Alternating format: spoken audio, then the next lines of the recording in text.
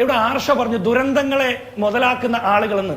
അത് ചിലപ്പോൾ ഓക്കി ദുരിതാശ്വാസ ഫണ്ട് കട്ടെടുത്തതിന്റെ പേരിൽ മത്സ്യത്തൊഴിലാളികൾ പങ്കാളിത്തനടിക്കാൻ പോയപ്പോൾ സ്വന്തം വാഹനം ഉപേക്ഷിച്ച് മറ്റൊരു മന്ത്രിയുടെ വാഹനത്തിൽ ഓടിക്കയറിപ്പോയ പിണറായി വിജയൻ ഓർത്തിട്ടായിരിക്കും. ഇന്ത്യ കണ്ട ഏറ്റവും വലിയ വർഗീയവാദിയായിട്ടുള്ള യോഗി ആദിത്യനാഥിന്റെ ആശംസാ പത്രിക പ്രണയലേഖനം പോലെ എടുത്തു വായിച്ചത് എന്തിനാ? കേരളത്തിന്റെ മുഖ്യമന്ത്രി 1-ാം നമ്പർ കാറിൽ ഈ സംസ്ഥാനത്തെ ആസ്ഥാന വർഗീയവാദിയായിട്ടുള്ള വെള്ളാപ്പള്ളി നടേശന്റെ കൈ പിടിച്ചുകൊണ്ടുവന്ന് വെള്ളാപ്പള്ളി നടേശന്റെ ഭാഗത്ത് നിന്ന് ഏറ്റവും നല്ല ഭക്തൻ എന്നുള്ള പട്ടം ചാർത്തി മേടിച്ചത്. ശ്രീ ജിൻഡോ ജോൺ, ഇപ്പോൾ കോൺഗ്രസ് സമരജാഥകൾ നടത്തുന്നു, UDF ഈ വിഷയത്തെ ഏറ്റെടുക്കുന്നു. ഇത് പക്ഷേ നിയമസഭയിൽ ചർച്ചയാക്കിയിട്ടില്ല. 4 ദിവസവും നിയമസഭ ബഹിഷ്കരിക്കുകയാണ് ചെയ്തത്. ഒരു ദിവസം പോലും ഇതുമായി ബന്ധപ്പെട്ട ഡിബേറ്റ് കേരളത്തിലെ ജനങ്ങൾക്ക് ഇതിന്റെ 2 വശവും അറിയാൻ കഴിയുന്ന വിധത്തിൽ നടന്നിട്ടില്ല. ഇവിടെ ഇപ്പോൾ CPM മാത്രമല്ല BJPയും ആരോപിക്കുന്നത് UDFന്റെ കാലത്തും ധാരാളം ക്രമക്കേടുകൾ നടന്നിട്ടുണ്ട്. VS ശിവകുമാറിന്റെ സഹോദരൻ ജയകുമാർ ദേവസ്വം ബോർഡിൽ ഉണ്ടായിരുന്ന കാലത്ത് നടത്തിയിട്ടുള്ള അഴിമതികളുടെ കാര്യം, അതുമായി ബന്ധപ്പെട്ട വിജിലൻസ് കണ്ടെത്തലുകളുടെ കാര്യമൊക്കെ എണ്ണി പറയുന്നു. അപ്പോൾ ഇതിപ്പോ ഒരു സർക്കാരിന്റെ കാലത്തെ അല്ലെങ്കിൽ ഒരു ബോർഡിന്റെയോ 2 ബോർഡിന്റെയോ കാലത്തെ മാത്രം വിഷയം എന്നുള്ള നിലയിൽ അഭിസംബോധന ചെയ്യാൻ കഴിയില്ലല്ലോ. അതുകൊണ്ടാണോ ചർച്ചയില്ലാതെ പ്രചരണം മാത്രമാവുന്നത്? അഭിലാഷേ, അതിലൊരു തെറ്റിദ്ധാരണയുണ്ട്. ഒന്നാമത്തെ കാര്യം, നിയമസഭയിൽ അടിയന്തര പ്രമേയത്തിന് ഒരു വിഷയം കൊണ്ടുവന്നിട്ട് സ്പീക്കർ അനുമതി നിഷേധിച്ചാൽ, അല്ലെങ്കിൽ ഏതെങ്കിലും ഒരു വിഷയം നിയമസഭയിൽ അടിയന്തര പ്രമേയം ചർച്ചയായിട്ട് എടുത്താൽ, അത്തരം വിഷയങ്ങൾ, ഈ 2 കണ്ടീഷനുള്ള വിഷയങ്ങൾ വീണ്ടും അടിയന്തര പ്രമേയമായിട്ട് അവതരിപ്പിക്കാൻ അവസരം കിട്ടില്ല. അതിനുള്ള അല്ല, ചർച്ചയാകാമെന്ന് സർക്കാർ പറഞ്ഞിരുന്നല്ലോ. ആദ്യം ഈ വിഷയം റൂൾ 50 ഉന്നയിച്ചപ്പോൾ സബ് ജുഡീസ് ആയിരുന്നു, പിന്നീട് അങ്ങനെ അല്ലാതായപ്പോൾ, അതായത് കോടതി ഇക്കാര്യത്തിൽ ഒരു നിലപാടെടുത്തതിന് ശേഷം ചർച്ചയാകാമെന്ന് പറഞ്ഞല്ലോ സ്പീക്കറും സർക്കാരും ഒക്കെ. ഞാൻ ചോദിക്കട്ടെ, അങ്ങനെയാണെങ്കിൽ സർക്കാരിന് സ്വമേധയാ ചർച്ച ചെയ്യാമല്ലോ. ഈ സബ് ജുഡീസ് എന്ന് പറഞ്ഞ കണ്ടീഷൻ എപ്പോഴാണ് മാറിയത്? ഇപ്പോഴും കോടതിയുടെ പരിഗണനയിലല്ലേ SIT അന്വേഷണം നടക്കുന്നത്? കോടതിയുടെ മേൽനോട്ടത്തിലല്ലേ നടക്കുന്നത് ആ വിഷയത്തിൽ? അപ്പൊ ഈ സബ് ജുഡീസ് എന്ന് പറഞ്ഞ കണ്ടീഷൻ എപ്പോഴാണ് CPM മാറ്റിയത്? ഞങ്ങൾ അടിയന്തര പ്രമേയത്തിന് ഈ വിഷയം ഉന്നയിച്ചപ്പോൾ അന്ന് കോടതിയുടെ മേൽനോട്ടത്തിൽ ഇരിക്കുന്ന വിഷയമായതുകൊണ്ട് പറ്റില്ല എന്ന് പറഞ്ഞ ആളുകൾ പിന്നെ കോടതിയുടെ മേൽനോട്ടത്തിൽ നിന്ന് എപ്പോഴെങ്കിലും ഇത് മാറിയിട്ടുണ്ടോ? ഇപ്പോഴും കോടതിയുടെ മേൽനോട്ടത്തിലല്ലേ SIT അന്വേഷണം പോലും നടക്കുന്നത്. അപ്പൊ സർക്കാരിന് ഈ വിഷയത്തിൽ മറയ്ക്കാനുള്ളത് കൊണ്ടാണ് ആ വിഷയം അന്ന് അനുവദിക്കാതിരുന്നത്. ഇനി ഞങ്ങളെ സംബന്ധിച്ചിടത്തോളം ഇവരെ പറയിക്കാനുള്ള മറുപടി കോടതിയുടെ മുമ്പിൽ പറയിപ്പിക്കേണ്ടി വരും, ജനങ്ങളുടെ മുമ്പിൽ പറയിപ്പിക്കേണ്ടി വരും. ഞങ്ങൾ രാഷ്ട്രീയ പ്രചരണമായിട്ട് ഇത് കൃത്യമായിട്ട് പ്രചരിപ്പിക്കുന്നുണ്ട്, ആളുകൾക്ക് ഇത് ബോധ്യപ്പെടുന്നുണ്ട്. ഇത് ഞങ്ങളുടെ പരമപ്രധാനമായിട്ടുള്ള ഉത്തരവാദിത്തമാണ്. ആചാര ലംഘനം നടത്തിയപ്പോൾ വിശ്വാസികളുടെ വിശ്വാസ സംരക്ഷണത്തിന് വേണ്ടിയിട്ട് സമരം ചെയ്തതുപോലെ തന്നെ തുല്യമായിട്ടുള്ള ഒരു ഉത്തരവാദിത്ത ബോധത്തിൽ നിന്നാണ് ഈ വിഷയത്തിൽ ഞങ്ങൾ പ്രചരണങ്ങളും സമരങ്ങളും നടത്തുന്നത്. ഇനി അടുത്തത്, ഇവിടെ ആർഷ പറഞ്ഞു ദുരന്തങ്ങളെ മുതലാക്കുന്ന ആളുകളെന്ന്. അത് ചിലപ്പോൾ ഓക്കി ദുരിതാശ്വാസ ഫണ്ട് കട്ടെടുത്തതിന്റെ പേരിൽ മത്സ്യത്തൊഴിലാളികൾ പങ്കാളിത്തനടിക്കാൻ പോയപ്പോൾ സ്വന്തം വാഹനം ഉപേക്ഷിച്ച് മറ്റൊരു മന്ത്രിയുടെ വാഹനത്തിൽ ഓടിക്കയറിപ്പോയ പിണറായി വിജയൻ ഓർത്തിട്ടായിരിക്കും. പ്രളയ ദുരിതാശ്വാസ ഫണ്ട് തട്ടിയെടുത്ത CPM-കാരെ ഓർത്തിട്ടായിരിക്കും.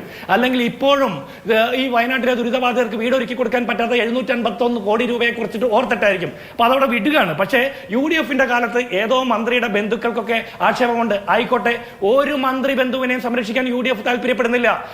ശബരിമലയിൽ നിന്നല്ല, ഏത് വിശ്വാസികളെയും കൊള്ളയടിക്കുന്ന ഒരുത്തന്റെയും രാഷ്ട്രീയ അട്ടിപ്പേരെടുക്കാൻ UDF-നോ കോൺഗ്രസിനോ താല്പര്യമില്ല. പക്ഷെ ഒരു കാര്യം ചോദിക്കാനുണ്ട് അഭിലാഷേ, ഈ 9.5 വർഷക്കാലമായിട്ട് പിണറായി വിജയൻ കേരളം ഭരിക്കുമ്പോൾ, പിണറായി വിജയന്റെ നേതൃത്വത്തിലുള്ള സർക്കാരിന്റെ ദേവസ്വം വകുപ്പും ദേവസ്വം ബോർഡും ഭരിക്കുമ്പോൾ എന്തുകൊണ്ട് ഒരു നടപടിയിലേക്ക് മുന്നോട്ട് പോകുന്നില്ല? ഈ ആഭ്യന്തര വകുപ്പിന് അതിന് പോലും കഴിവില്ലേ? UDF-ന്റെ കാലത്ത് ആരെങ്കിലും വ്യക്തിപരമായി നടത്തിയിട്ടുള്ള കള്ളങ്ങൾ അല്ലെങ്കിൽ കൊള്ളകളെ പോലും കണ്ടുപിടിക്കാൻ അല്ലെങ്കിൽ അതിന് നടപടികൾ സ്വീകരിക്കാൻ പോലും കഴിവില്ലാത്തവരാണ് ഇവർ. എങ്കിൽ അതിനും പോലും കഴിവില്ലാത്തവരാണെന്ന് ഇവർ സമ്മതിക്കണം. ഇനി അതിനപ്പുറത്ത് ഈ 9.5 വർഷക്കാലത്തിനിടയിൽ അതിനു മുമ്പ് വ്യക്തികൾ നടത്തിയ കൊള്ളയാണെങ്കിൽ ഇന്ന് ഒരു സംഘം തന്നെ ഒന്നിച്ച് അമ്പലക്കൊള്ള നടത്തുന്നു. ഒരു ദേവസ്വം ബോർഡിലെ മുഴുവൻ ആളുകളും പ്രതിയേർക്കപ്പെടുന്നു. ദേവസ്വം ബോർഡ് പ്രതിയേർക്കപ്പെടുക എന്ന് പറഞ്ഞാൽ CPM എന്ന് പറഞ്ഞ പാർട്ടിയും ഈ മുന്നണിയുമാണ് പ്രതിയേർക്കപ്പെടുന്നത്.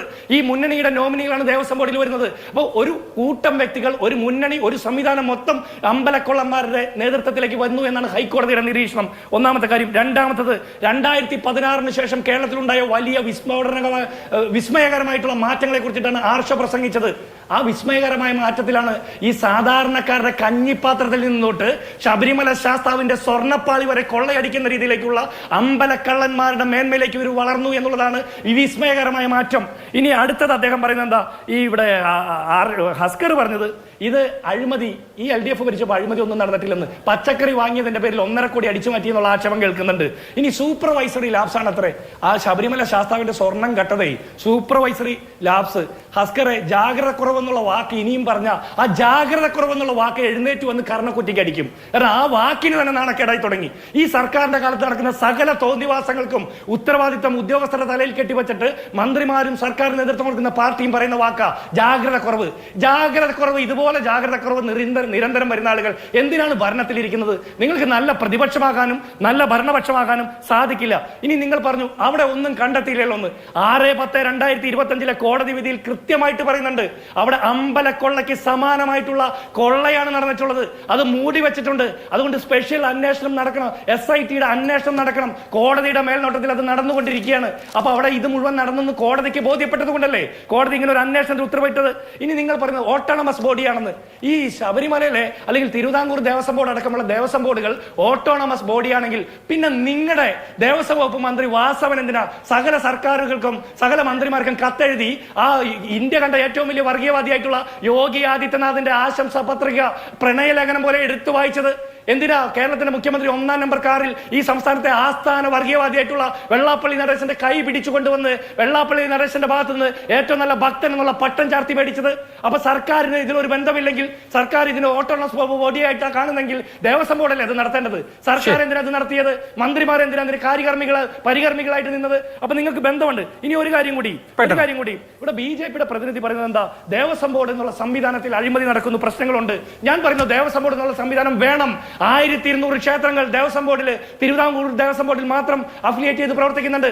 അതിൽ 10-60ഓളം ക്ഷേത്രങ്ങൾക്ക് മാത്രമേ സ്വന്തമായിട്ട് വരുമാനമുള്ള ക്ഷേത്രങ്ങളുള്ളൂ. അതിൽ 15 ക്ഷേത്രങ്ങളിലെ വൻകിട വരുമാനങ്ങളുള്ളൂ. ബാക്കി 1100-ലധികം ക്ഷേത്രങ്ങളെയും നിലനിർത്തി പോരുന്നത് ഈ ദേവസ്വം ബോർഡ് എന്ന സംവിധാനമാണ്. പണ്ട് 40 ലക്ഷം രൂപ കൊടുക്കുന്നതെങ്കിൽ AK അണ്ണി സർക്കാരിന്റെ കാലം തൊട്ട് 82 ലക്ഷം രൂപ കൊടുത്ത് ദേവസ്വം ബോർഡിനെ അങ്ങോട്ട് കൊടുത്ത് കൈപിടിച്ച് കയറ്റുന്ന സർക്കാർ നിലപാട് മുൻകാലങ്ങളിൽ ഉണ്ടായിട്ടുള്ളത്. ഒരു കാര്യം ചോദിക്കട്ടെ ഷാജി രാഘവ, നിങ്ങളുടെ നേതൃത്വത്തിൽ രാമക്ഷേത്രം നിർമ്മിച്ചപ്പോ രാമക്ഷേത്രത്തിന്റെ മേൽക്കൂരയിൽ ഓട്ട വന്ന് രാമന്റെ ദേഹത്തേക്ക്, മൂർത്തിയുടെ ദേഹത്തേക്ക് മഴവെള്ളം വന്നത് എങ്ങനെയാ? അതിന്റെ മതിൽക്കെട്ടിൽ അഴിമതി നടന്നില്ലേ? അവിടെ ഭൂമി പർച്ചേസ് ചെയ്തതിന്റെ കോടികളുടെ കൊള്ളയെ കുറിച്ചിട്ടുള്ള ചർച്ച വന്നില്ലേ?